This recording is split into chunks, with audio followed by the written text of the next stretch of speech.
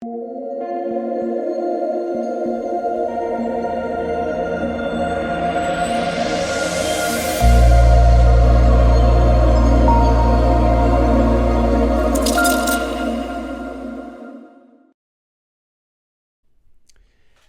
what is going on, guys? It's DK. Back at you with another video here to show you guys how to be a successful NBA daily fantasy sports player in 2021.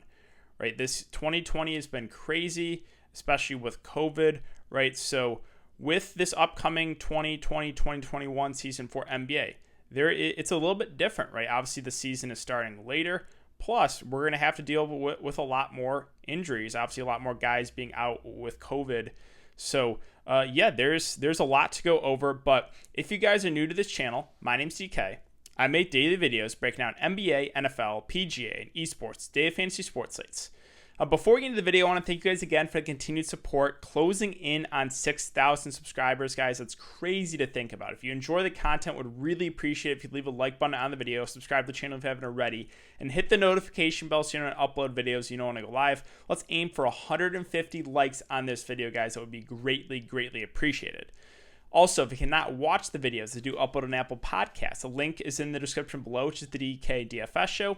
And finally, I want to thank Prize Picks for sponsoring this show. Yes, they do already have player projections up for the preseason. Now, we know preseason starts this Friday, guys. I'll have a video up for that separately to go over Friday's preseason slate. But this is just more of a how to win an NBA DFS video. So if you guys are not familiar with Prize Picks, it's a site where you can bet on over-under player props, right? So, for example, we have Trae Young at 27 right now. You can either, if you like the over or the under, you can pair that with anywhere from 2 to 5 bets and win up to 10x your money. So if you guys are interested in signing up, you can use the code DKDFS. That's DKDFS, all one word. I'll have a link in the description below, and you get a 100% match up to $100. It's a win-win. So, with that out of the way, let's jump into the video. So before we kind of get into the nitty-gritty of NBA DFS, first we got to talk about, well, are you going to be playing cash games or are you going to be playing tournaments or GPPs? So if you guys are not familiar with cash games, what it is, so cash games are 50-50s, head-to-heads, double-ups. Basically, price pools where half the field gets paid. And in these type of contests, in cash games, we're just going to try to build the optimal lineup, right? Ownership does not matter at all in cash games. You know, ownership is, if you've been watching a lot of DFS videos, you'll hear ownership all the time. Ownership does not matter one bit in cash games. In cash games, you just want to build the lineup that you think is the best, the optimal lineup, the best possible lineup. And again, you do not care at all about ownership. Now, in tournaments, it's different. Ownership is huge because for tournaments or GPPs, it's about 15 to 20% of the field gets paid. And it's very, very top heavy. So like the top 1% wins like a majority of the money in that tournament. And if you min cash in GPPs nowadays, it used to be back in the glory days, it used to be if you min cash, you would double your money. Now it's like you don't even double your money. So when playing tournaments, when playing GPPs, you're going to try to take down first. That should be your goal every single night if you're playing tournaments. And the reason why that ownership is so important in tournaments is, let's just say, for example, we have two players that are projected very similar, right? So say, let's just use Damian Lillard and Trae Young. And you expect Lillard and Trae Young, for example, let's say you both expect them to score 40 fantasy points. And you have Lillard coming in at 50% ownership, Trae Young at 10%. So very similar plays, very similar prices, and one is 5 times the ownership as the other. In that situation, you're just going to take the lower owned guy because then you have a huge edge to the field, right? If you play Lillard, he's going to be 5x more popular than Trae Young. You don't really have a huge advantage if he does well. Now, if Trae Young does well, let's just say he way outscores Lillard, then again, you have that huge edge. So that's why ownership is so important in GPPs.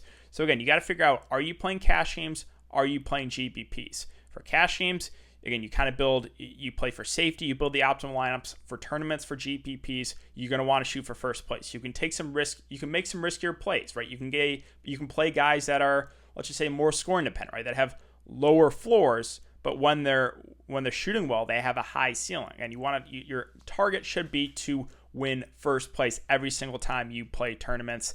And lastly, I want to mention, if you play tournaments, you can consider game stacking. Game stacking is not something you should do in cash games, right? But for GPPs, it's definitely valuable because there's games that go to overtime. There's games that go to double overtime, sometimes even triple overtime. And if that's the case, if a game goes to like double overtime, you're going to want a good amount of exposure to that game, right? Because that's 10 extra minutes that these players are getting compared to other players in other games. So that's kind of the main breakdown there for cash versus tournament. So now let's talk about my process and how I go about, making my lineup for NBA. So first, what I would do is take a look at the Vegas odds. So we don't really have, we don't have the over-unders out for these games on the regular season yet. But yeah, what I would do, so for example, again, this is the preseason, I would go and take a look at the odds, the Vegas odds for the 5 games, just to get a good idea of which games are projected to be higher scoring, right? And you don't have to just always target the games that are projected to be a lot higher scoring, right? A lot of the times there is value in games that are projected to be pretty low scoring, or some of that's severely underpriced. So this is not saying like just target everyone in the high scoring games, but just to get a good idea, right? Of which games are going to be, played at a faster pace, which games are projected to be higher scoring.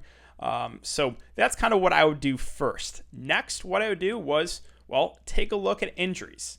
Injuries are key. And again, for the 2021 season, this is going to be huge because I feel like there's going to be a lot of guys out with COVID. I feel like, with them not being in the bubble, there's going to be some games where rosters are going to be thin. So you got to know when players are out, who gets the biggest edge. So let's just say, for example, on Houston, let's go to Houston, and let's say that James Harden is not going to play on Friday. So with Harden being out, that would make John Wall a really good play, right? Because John Wall is, with Harden being out of the lineup, Harden is a super high usage guy. We know that, right? If you guys have been watching NBA at all, Harden is one of the top players in the NBA. He shoots the ball a ton. He demands a ton of usage with this offense. Well, with him being out of the lineup, then that's a lot of usage and shot attempts to go around.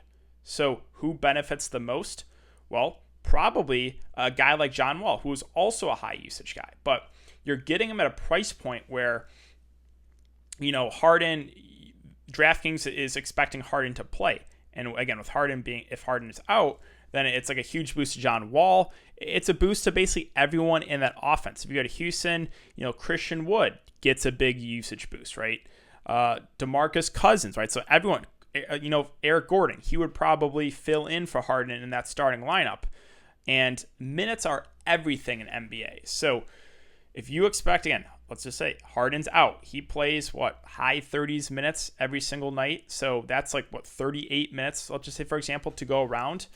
So Eric Gordon, let's just say that he comes on the bench. Normally he'll play, again, this is just an example, but normally 25 minutes. Well, Harden being out, Eric Gordon moves into the starting lineup. We can, project minutes into the 30s. So it's a huge boost for a guy like Gordon. Again, a boost to a guy like Wood. So injuries are key, and just kind of knowing who gets the biggest benefit. And, a lot of times it's just the direct backup. So, a starting point guard's out, well, you're going to want to look to the backup because unless that news is out before, like if, for example, Steph Curry's out, but we don't get that news until pricing is already out, then, the backup point guard for Golden State is going to be way underpriced for his role for starting that game. So, yeah, again, injuries, key. I want to nail that down. Also, minutes are everything. So when someone's out, you got to know kind of where the minutes are going to be. And that will come with experience, or you're not going to get that right away, but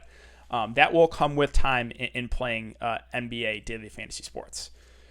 So now, we went over cash games versus tournaments. We talked about Vegas odds and getting a good idea of which games are going to be played at a higher pace, which games are projected to be higher scoring. And we talked about injuries as well as minutes.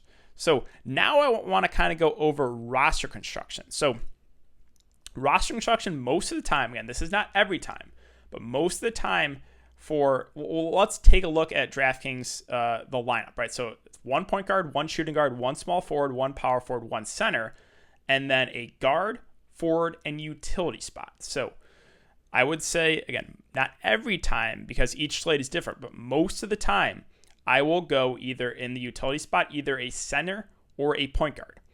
And the reason I do that is because both point guards and centers, statistically have the highest floor. And the reason being, point guards have the ball in their hand a ton, right? And an assist, right? The reason point guards have a high floor is because of their assists. And the reason that bigs have a high floor, because of the rebounds, right?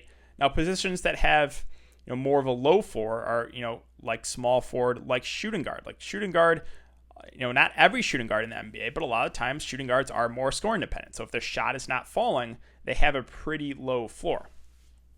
So again, it's not every single time, but I would say most of the time I like going or trying to get either a big or utility in the spot, or in the utility spot. And in the forward spot for DraftKings, sometimes centers are listed as power forward and center eligible. So, a guy like Julius Randle, right?